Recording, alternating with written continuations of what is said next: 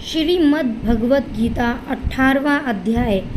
उसके उपरांत अर्जुन बोले, हे महाभाव, हे अंतर्यामी, हे वासुदेव, मैं संन्यास और त्याग के तत्व को पृथक पृथक जानना चाहता हूँ। इस प्रकार अर्जुन के पूछने पर श्री कृष्ण भगवान बोले, हे अर्जुन, कितने ही पंडित जन तो काम्य कर्मों के त्याग को संन्यास जानते हैं और कितने ही विचार कुशल पुरुष सब कर्मों के फल के त्याग को त्याग कहते हैं, तथा कई एक विद्वान ऐसे कहते हैं कि कर्म सभी दोष युक्त है, इसलिए त्यागने की योग्य है, और दूसरे विद्वान ऐसे कहते हैं कि यज्ञ ज्ञान तप रूप कर्म त्यागने योग्य नहीं है। परंतु हे अर्जुन, उस त्याग के विषय में तू मेरे निश्चय को सुन। हे पुरुष श्रेष्ठ, वह त्याग सात्विक, राजस और तामस ऐसे तीनों प्रकार का ही कहा गया है, तथा यज्ञ दान तप रूप कर्म त्यागने के योग्य नहीं है, किंतु वह निसंदेह करना कर्तव्य है, क्योंकि यज्ञ दान और तप यह तीनों ही बुद्धिमान पुरुषों को पवित्र करने वाला है। इसलिए हे पार्थ, यह यज्ञ दान और तप रूप कर्म और भी संपूर्ण श्रेष्ठ कर्म आसक्ति को और फलों को त्याग कर अवश्य करने चाहिए, ऐसा मेरा निश्चय किया हुआ उत्तम मत है।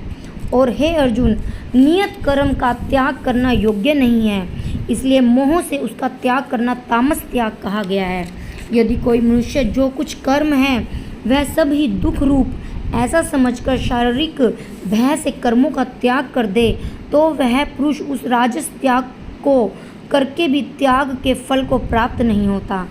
अर्थात उसका वह त्याग करना व्यर्थ होता है। हे अर्जुन, करना कर्तव्य है ऐसा समझकर ही जो शास्त्र विधि से नियत किया हुआ कर्तव्य कर्म आसक्ति को और फल को त्याग कर किया जाता है, वह ही सात्विक त्याग माना गया है। अर्थात कर्तव्य कर्मों को स्वरूप से न त्याग कर उनमें जो आसक्ति और फल का त्यागना है, वही सात्विक त्याग माना गया है। हे अर्जुन, जो पुरुष अकल्याणकारक कर्म से तो द्वेष से नहीं करता और कल्याणकारक कर्म में आसक्त नहीं होता है, वह शुद्ध सात्विक गुण से युक्त हुआ पुरुष संशय रहित, ज्ञानवान और त्यागी है, क्योंकि देहधारी पुरुष के द्वारा संपूर्णता से सब कर्म त्यागे जाने को शक्य नहीं है। इससे जो पुरुष कर्मों के फल का त्यागी है वही त्यागी है ऐसा कहा जाता है। सकामी पुरुषों के कर्म का ही अच्छा बुरा फल मिलता है। ऐसे 3 प्रकार का फल मरने के पश्चात भी होता है, और त्यागी पुरुषों के कर्मों का फल किसी काल में भी नहीं होता, क्योंकि उनके द्वारा होने वाले कर्म वास्तव में कर्म नहीं है। हे महाभावों, संपूर्ण कर्मों की सिद्धि के लिए अर्थात संपूर्ण कर्मों के सिद्ध होने में यह 5 हेतु सांख्य सिद्धांत में कहे गए हैं, उनको तू मेरे से भली प्रकार जान। हे अर्जुन, इस विषय में आधार और कर्ता तथा न्यारे न्यारे करण और नाना प्रकार की न्यारी न्यारी चेष्टा एवं वैसे ही 5वां हेतु दैव कहा गया है, क्योंकि मनुष्य मन वाणी और शरीर से शास्त्र के अनुसार अथवा विपरीत भी जो कुछ कर्म आरंभ करता है, उसके यह 5 ही कारण हैं। परंतु ऐसा होने पर भी जो पुरुष अशुद्धि बुद्धि होने के कारण उस विषय में केवल शुद्ध स्वरूप आत्मा को कर्ता देखता है, वह मलिन बुद्धि वाला अज्ञानी यथार्थ नहीं देखता है। हे अर्जुन, जिस पुरुष के अंतःकरण में मैं करता हूँ ऐसा भाव नहीं है, तथा जिसकी बुद्धि सांसारिक पदार्थों में और संपूर्ण कर्मों में लिप्यमान नहीं होती, वह पुरुष इन सब लोगों को मारकर भी वास्तव में न तो मरता है और न पाप से बनता है। हे भारत ज्ञाता, ज्ञान और ज्ञेय यह तीनों तो कर्म के प्रेरक हैं, अर्थात इन तीनों के संयोग से तो कर्म में पवित्र होने की इच्छा उत्पन्न होती है, और कर्ता करण और क्रिया यह तीनों कर्म के संग्रह है, अर्थात इन तीनों के संयोग से कर्म बनते हैं। उन सब में ज्ञान और कर्म तथा कर्ता भी गुणों के भेद से सांख्य शास्त्र में 3 प्रकार से कहे गए हैं, उनको भी तू मेरे से भली प्रकार से सुन। हे अर्जुन, जिस ज्ञान से मनुष्य पृथक पृथक सब भूतों में एक अविनाशी परमात्मा भाव को विभाव रहित समभाव से स्थित देखता है, उस ज्ञान को तू सात्विक ज्ञान जान। और जो ज्ञान अर्थात जिस ज्ञान के द्वारा मनुष्य संपूर्ण भूतों में भिन्न भिन्न प्रकार के अनेक भावों को न्यारा न्यारा करके जानता है, उस ज्ञान को तू राजस जान। और जो ज्ञान एक कार्य रूप शरीर में ही संपूर्णता के सदृश आसक्त है, अर्थात जिस विपरीत ज्ञान के द्वारा मनुष्य एक क्षण भंगुर नाशवान शरीर को ही आत्मा मानकर उसमें सर्व स्व की भांति आसक्त रहता है, तथा जो बिना युक्ति वाला तत्व अथा अर्थ से रहित और तुच्छ है, वह ज्ञान तामस ज्ञान कहा गया है। हे अर्जुन, जो कर्म शास्त्र विधि से नियत किया हुआ और कर्ता के अभिमान से रहित फलों को न चाहने वाला पुरुष द्वारा बिना राग द्वेष से किया जाता है, वह कर्म सात्विक कहलाता है। और जो कर्म बहुत परिश्रम से युक्त तथा फल को चाहने वाला अहंकार युक्त पुरुष द्वारा किया जाता है, वह कर्म राजस कहा गया है। तथा जो कर्म परिणाम हानि और हिंसा और सामर्थ्यों को न विचार कर केवल अज्ञान से आरंभ किया जाता है, वह कर्म तामस कहा जाता है। हे अर्जुन, जो कर्ता आसक्ति से रहित और अहंकार के वचन न बोलने वाला, धैर्य और उत्साह से युक्त, कार्य के सिद्ध होने और न होने में हर्ष शोक आदि विकारों से रहित है, वह कर्ता तो सात्विक कहा जाता है। जो आसक्ति से युक्त कर्मों के फल को चाहने वाला है और लोभी है तथा तो दूसरों को कष्ट देने वाले के स्वभाव का है, अशुद्धचारी है और हर्ष शोक से लिप्यमान है, वह कर्ता राजस है। जो विक्षय युक्त चित्त वाला, शिक्षा से रहित, घमंडी, धूर्त और दूसरों की आजीविका का नाशक एवं शोक करने के स्वभाव वाला, आलसी और दीर्घसूत्री है, वह कर्ता तामस कहा जाता है। हे अर्जुन, तू बुद्धि का, धारण शक्ति का भी गुणों के कारण 3 प्रकार का भेद संपूर्णता से विभाग पूर्वक मेरे से कहा हुआ सुन। हे पार्थ, प्रवृत्ति मार्ग और निर्वृत्त मार्ग को तथा कर्तव्य और अकर्तव्य एवं भय और अभय को तथा बंधन और मोक्ष को जो जिस बुद्धि तत्व से जानती है, वह बुद्धि तो सात्विक है। हे पार्थ, जिस बुद्धि के द्वारा मनुष्य धर्म और अधर्मों तथा कर्तव्य अकर्तव्य को जानता भी नहीं, वह बुद्धि राजस है। और हे अर्जुन, जो तमो गुण से आवृत हुई बुद्धि अधर्म को धर्म ऐसा मानती है और भी संपूर्ण अर्थों को विपरीत ही मानती है, वह बुद्धि तामसी है। हे पार्थ, ध्यान योग के द्वारा जिस व्यभिचारिणी धारणा से मनुष्य मन प्राण इंद्रियों की क्रियाओं को धारण करता है, वह धारणा तो सात्विक है। और हे पृथा पुत्र अर्जुन, फल की इच्छा वाला मनुष्य अति आसक्ति से जिस धारणा के द्वारा धर्म अर्थ और कामों को धारण करता है, वह धारणा राजसी है। तथा हे पार्थ, दुष्ट बुद्धि वाला मनुष्य जिस धारणा के द्वारा निद्रा, भय, चिंता और दुख को एवं उन्मुक्ताओं को भी नहीं छोड़ता, अर्थात धारण किए रहता है, वह धारणा तामसी है। हे अर्जुन, अब सुख भी तू 3 प्रकार का मेरे से सुन। हे भरत श्रेष्ठ,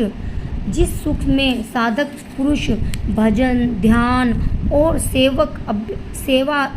अभ्यास से रमण करता है और दुखों के अंत को प्राप्त होता है, वह सुख प्रथम साधक के आरंभ काल में यद्यपि विष के सदृश भासता है, परंतु परिणाम में अमृत के तुल्य है। इसलिए जो भगवत विषयक बुद्धि के प्रसाद से उत्पन्न हुआ सुख है, वह सात्विक कहा गया है। जो सुख विषय और इंद्रियों के संयोग से होता है, वह यद्यपि भोग काल में अमृत के सदृश भासता है, परंतु परिणाम विष के सदृश है, इसलिए वह सुख राजस कहा गया है। तथा जो सुख भोग काल में और परिणाम में भी आत्मा को मोहने वाला है, वह निद्रा, आलस्य और प्रमाद से उत्पन्न हुआ सुख तामस कहा गया है। हे अर्जुन, पृथ्वी में या स्वर्ग में अथवा देवताओं में ऐसा वह कोई भी प्राणी नहीं है जो इन प्रकृति से उत्पन्न हुए तीनों गुणों से रहित हो, क्योंकि याव मात्र सर्व जगत त्रिगुणमयी माया का ही विकार है। इसलिए हे परम तप, ब्राह्मण, क्षत्रिय और वैश्यों के तथा शूद्रों के भी कर्म स्वभाव से उत्पन्न हुए गुण करके विभक्त किए गए हैं, अर्थात पूर्वकृत कर्मों के संस्कार रूप स्वभाव से उत्पन्न हुए गुणों के अनुसार विभक्त किए हुए हैं। उनमें अंतःकरण का निग्रह, इंद्रियों का दमन, बाहर भीतर की शुद्धि, धर्म के लिए कष्ट सहन करना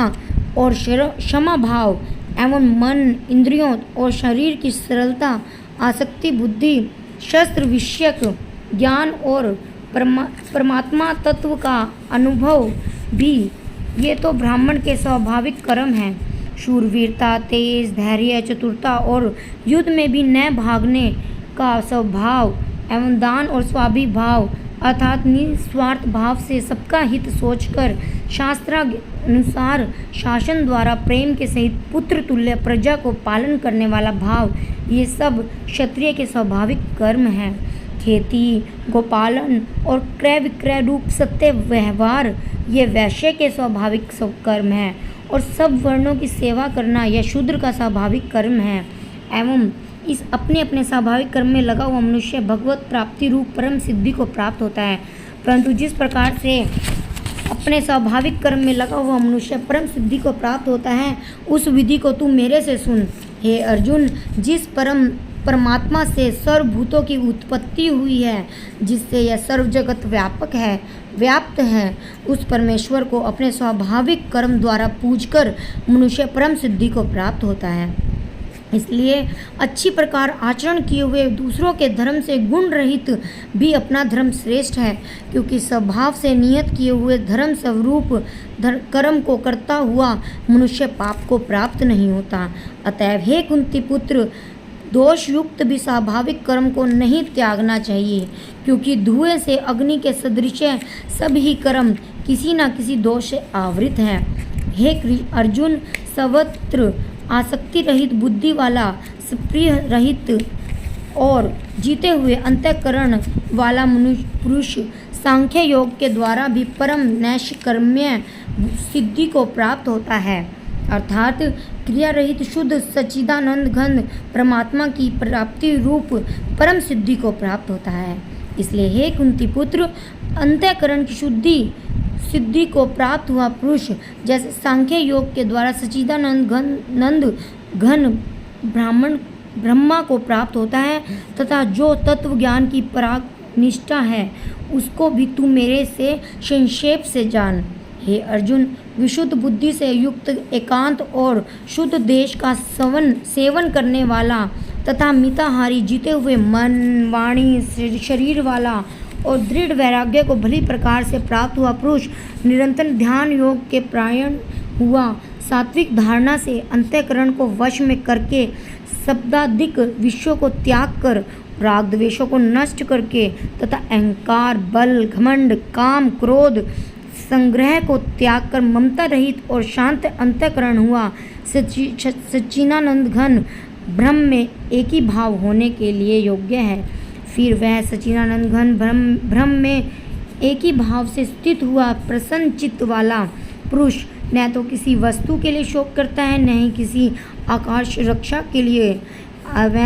एवं सब भूतों में स्वभाव हुआ मेरी प्राभक्ति को प्राप्त होता है। उस प्राभक्ति के द्वारा मेरे को तत्व से भली भांति जानता है कि मैं जो और जिस प्रभाव वाला हूँ, तथा उस भक्ति से मेरे को तत्व से जानकर तत्काल ही मेरे से प्रवेश हो जाता है, अर्थात अनन्य भाव से मेरे को प्राप्त हो जाता है। फिर उसमें दृष्टि में मुझ वासुदेव के सिवा और कुछ नहीं रहता। मेरे प्राण हुआ निष्काम कर्म योगी तो संपूर्ण कर्मों को सदा करता हुआ भी मेरी कृपा से सनातन अविनाशी परम पद को प्राप्त हो जाता है। इसलिए हे अर्जुन, तू सब कर्मों को मेरे में से अर्पण करके मेरे प्राण हुआ सम्मत बुद्धि रूप निष्काम कर्म योग का अवलंबन करके निरंतर मेरे में चित्त वाला हो। इस प्रकार तू मेरे में निरंतर मन वाला हुआ मेरी कृपा से जन्म मृत्यु आदि सब संकटों को अनायास ही तर जाएगा, और यदि अहंकार के कारण मेरे वचनों को भी नहीं सुनेगा तो नष्ट हो जाएगा, अर्थात परमार्थ से भ्रष्ट हो जाएगा। जो तू अहंकार को अवलंबन करके ऐसा मानता है कि मैं युद्ध नहीं करूँगा, तो यह तेरा निश्चय मिथ्या है, क्योंकि क्षत्रियपन का स्वभाव तेरे को जबरदस्ती युद्ध में लगा देगा। हे अर्जुन, जिस कर्म को तू मोह से नहीं करना चाहता, उसको भी अपने पूर्वकृत स्वाभाविक कर्म से बधा हुआ पर वश होकर करेगा। इसलिए हे अर्जुन, शरीर रूप यंत्र में आरूढ़ हुआ संपूर्ण प्राणियों को अंतर्यामी परमेश्वर अपनी माया से उनके कर्मों के अनुसार भ्रमाता हुआ सब भूत प्राणियों के हृदय में स्थित है। इसलिए हे भारत, सब प्रकार से उस परमेश्वर की अनन्य शरण को प्राप्त हो। उस परमात्मा की कृपा से ही परम शांति को और सनातन परम धाम को प्राप्त होगा। इस प्रकार यह गोपनीय से भी अति गोपनीय ज्ञान मैंने तेरे लिए कहा है। इस रहस्य युक्त ज्ञान को संपूर्णता से अच्छी प्रकार से विचार के फिर तू जैसा चाहता है वैसा ही कर, अर्थात जैसी तेरी इच्छा हो वैसा कर। इतना कहकर अर्जुन का कोई उत्तर नहीं मिलने के कारण श्री कृष्ण भगवान फिर बोले, हे अर्जुन, संपूर्ण गोपनीयों से भी अति गोपनीय मेरे परम रहस्य युक्त वचन को तू फिर से सुन, क्योंकि तू मेरा अतिशय प्रिय है, इसलिए यह परम हितकारक वचन मैं तेरे लिए कहूँगा। हे अर्जुन, तू केवल मुझ सच्चिदानंद घन वासुदेव परमात्मा में ही अनन्य प्रेम से नित्य निरंतर अचल मन वाला हो और मुझ परमेश्वर को ही अतिशय श्रद्धा भक्ति सहित निष्काम भाव से नाम गुण और प्रभाव के कारण श्रवण कीर्तन मनन और पठन पाठन द्वारा निरंतर भजने वाला हो और मेरा शंख चक्र गदा पद्य किरीट कुंडल आदि विभूषणों से युक्त पीताम्बर वनमाला और कौस्तुभम धारी विष्णु का मन वाणी और शरीर के द्वारा सर्वस्व अर्पण करके अतिशय श्रद्धा भक्ति और प्रेम से विलहता पूर्वक पूजन करने वाला हो और मुझ सर्वशक्तिमान विभूति बल ऐश्वर्य माधुर्य गंभीरता उदारता वात्सल्य और सुहृदता आदि गुणों से संपन्न सबके आशय रूप वासुदेव को विनय भाव पूर्वक भक्ति सहित साष्टांग दंडवत प्रणाम कर। ऐसा करने से तू मेरे को ही प्राप्त होगा। यह मैं तेरे लिए सत्य प्रतिज्ञा करता हूँ, क्योंकि तू मेरे लिए अत्यंत प्रिय सखा है। इसलिए सर्व धर्मों को अर्थात संपूर्ण कर्मों के आश्रय को त्याग कर केवल एक मुझ सच्चिदानंद घन परमात्मा वासुदेव परमात्मा को ही अनन्य शरण को प्राप्त हो। मैं तेरे को संपूर्ण पापों से मुक्त कर दूंगा, तू शोक मत कर। हे अर्जुन, इस प्रकार तेरे हित करते हुए इस गीता रूप परम रहस्य को किसी काल में भी न तो तत्प्रहित मनुष्य के प्रति कहना चाहिए और न भक्ति रहित के प्रति तथा न बिना सुनने वाले की इच्छा के प्रति कहना चाहिए, एवं जो मेरी निंदा करता है उसके प्रति भी नहीं कहना चाहिए, परंतु जिसमें यह सब दोष नहीं हो ऐसे भक्तों के प्रति प्रेम पूर्वक उत्साह सहित कहना चाहिए। क्योंकि जो पुरुष मेरे में परम प्रेम करके इस परम रहस्य युक्त गीता शास्त्र को मेरे भक्तों से कहेगा, अर्थात निष्काम भाव से प्रेम पूर्वक मेरे भक्तों को पढ़ावेगा या अर्थ की व्याख्या द्वारा ऐसा प्रचार करेगा, वह निसंदेह मेरे को प्राप्त होगा और न तो उससे बढ़कर मेरा अतिशय प्रिय कार्य करने वाला मनुष्यों में कोई है और न उससे बढ़कर मेरा अनंत प्यारा पृथ्वी पर कोई दूसरा होवेगा। तथा हे अर्जुन, जो पुरुष इस धर्म में हम दोनों के संवाद रूप गीता शास्त्र को पढ़ेगा अर्थात नित्य पाठ करेगा, उसके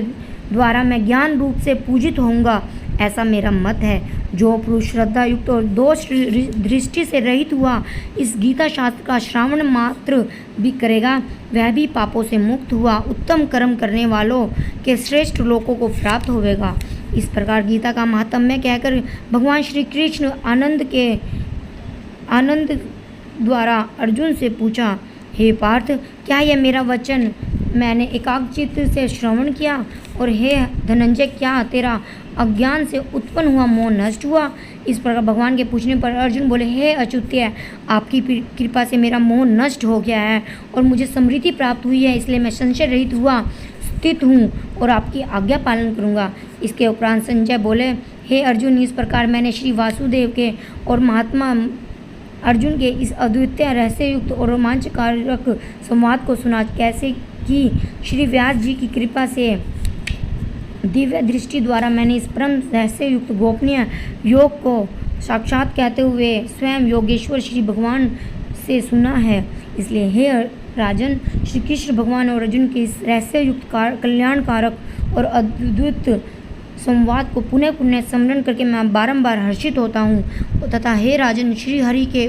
उस अति अद्भुत रूप को भी पुनः पुनः स्मरण करके मेरे चित्त में महान आश्चर्य होता है और मैं बारंबार हर्षित होता हूँ। हे राजन, विशेष क्या कहूँ, जहाँ योगेश्वर श्री कृष्ण भगवान हैं और जहाँ गांडीव धनुषधारी अर्जुन है, वहीं पर श्री विजय विभूति और अचल नीति है, ऐसा मेरा मत है। इति श्रीमद् भगवद्गीता